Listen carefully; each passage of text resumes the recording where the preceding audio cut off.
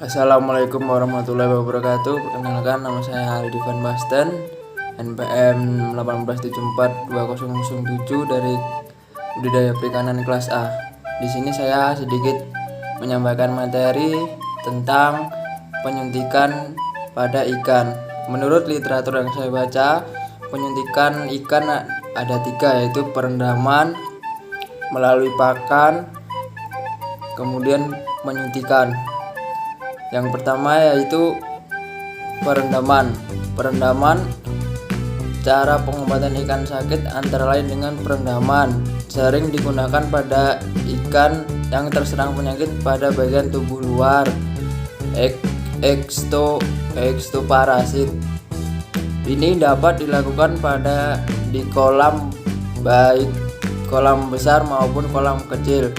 Perendaman dilakukan dengan cara ikan terserang penyakit diambil, kemudian dilakukan perendaman larutan senyawa kimia, atau ikan langsung direndam di dalam kolam budidaya. Pengobatan dengan cara ini tepat pada waktu menentukan kondisi atau konsentrasi yang digunakan dalam satuan volume air dan lama pengobatan. Yang kedua yaitu melalui pakan. Pengobatan dengan cara oral melalui pakan lebih cenderung untuk ikan yang belum pernah penyakitan sehingga masih mempunyai nafsu makan.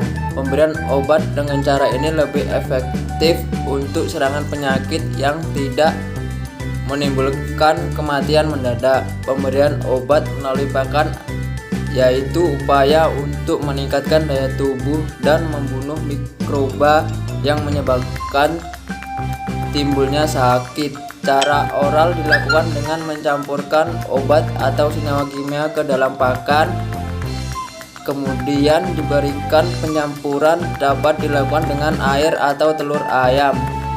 Selanjutnya, campuran pakan dan obat tersebut diangin-anginkan sebelum diberikan. Yang ketiga yaitu penyuntikan. Pengobatan pada ikan dengan cara penyuntikan cukup efektif jika dilakukan pada induk ikan dan jumlah yang sedikit. Biasanya penyuntikan lebih cenderung dilakukan pada ikan yang terserang parasit dengan antibiotik. Penyuntikan yang lazim dilakukan yaitu pada bagian punggung ikan, obat semacam Chlorpenicol 30 mg, Kemisitin 20 mg, dan Teramisin 25 mg jika dicampurkan dengan aquabit dapat digunakan untuk menyuntikkan ikan. Yang selanjutnya yaitu dengan cara usapan atau olesan. Pengobatan ini biasanya hanya dilakukan pada lele dumbo yang luka. Lele dumbo yang luka diolesi obat tepat pada bagian yang luka. Selanjutnya dipindahkan ke tempat berair mengalir agar sisa obat yang beracun bagi ikan cepat tercuci. Materi yang kedua yaitu tentang probiotik. Probiotik yaitu mikroba yang diberikan melalui pakan maupun lingkungan yang memiliki sifat menguntungkan bagi udang yang dipelihara. Probiotik dapat diberikan melalui mulut dengan cara dicampurkan dengan pakan yang diberikan, dan dapat juga diberikan melalui lingkungan, yaitu probiotik ditebar secara merata pada air kolam pemeliharaan. Yang selanjutnya yaitu cara pembuatan probiotik. Cara pembuatan probiotik yaitu siapkan peralatan dan bahan yang akan digunakan. Pasangkan batu aerator pada selang aerator. Pasangkan aerator yang sudah dilengkapi batu aerator yang akan digunakan. Bolongkan tutup ember untuk memasukkan selang aerator ke dalam ember yang akan digunakan. Timbang masing-masing bahan yang akan digunakan. Bahan yang akan digunakan dalam pembuatan probiotik yaitu air tawar 10 liter, tepung ikan 500 gram, tepung dedak 500 gram, bakteri Lactobacillus casei 150 ml, molase 250 gram, garam 250, pernipan atau ragi roti 11 gram. Baik, materi yang ketiga yaitu tentang pengambilan sampel darah ikan. Pengambilan sampel darah ikan dengan perhitungan hemoglobin. Prosedur perhitungan kadar hemoglobin dilakukan dengan mengacu pada metode Sahli. Pertama, darah sampel dihisap dengan menggunakan pipet Sahli hingga skala 0,2 ml. Lalu ujung pipet dibersihkan dengan kertas tisu, kemudian darah dalam pipet dipindahkan ke dalam tabung HB meter yang telah diisi HCl hingga skala 10 merah.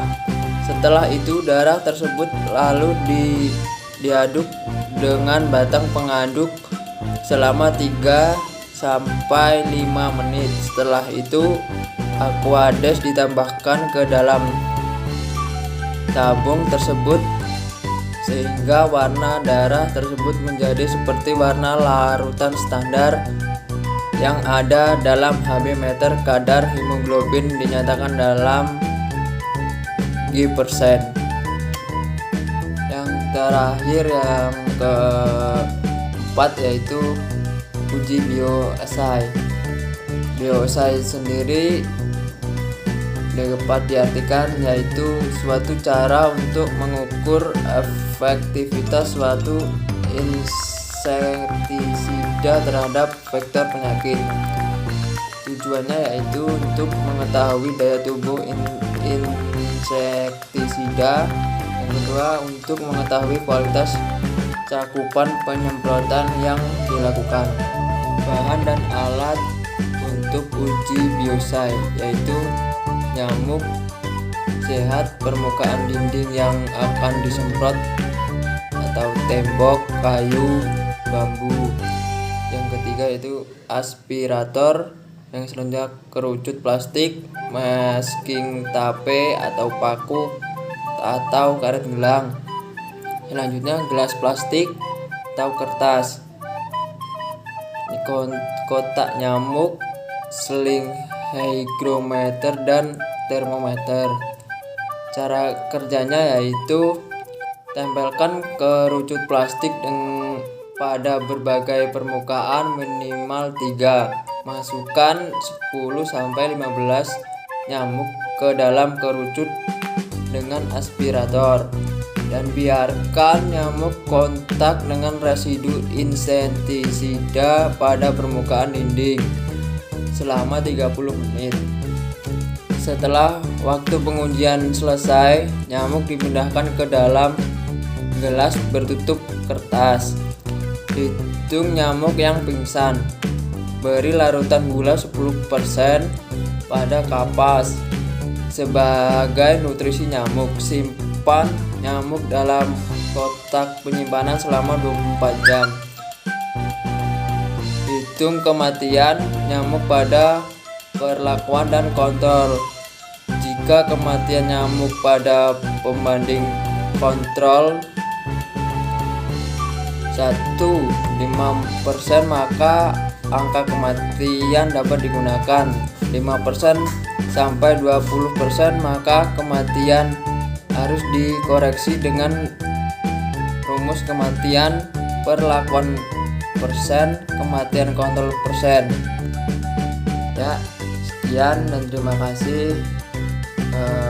Kurang lebihnya saya mohon maaf. Assalamualaikum warahmatullahi wabarakatuh.